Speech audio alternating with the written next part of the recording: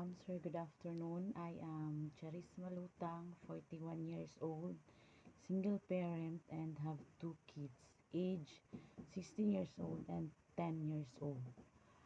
I work at Malaysia for 2 years, finished contract, and in Kuwait also for 2 years, finished contract also. Currently, I am working here in Hong Kong. For only 6 months, I break my contract. I resigned from this employer due to the elderly mama I had to deal with.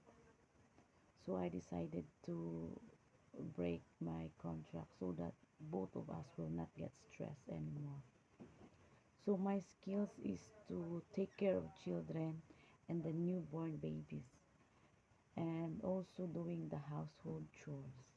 My personality is I'm a very humble person, have initiative to do things, and very flexible.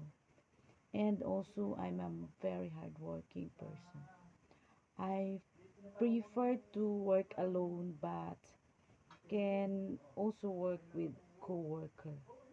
I do prefer jobs to take care with children, and as long and does not matter as long as I can work with them comfortable.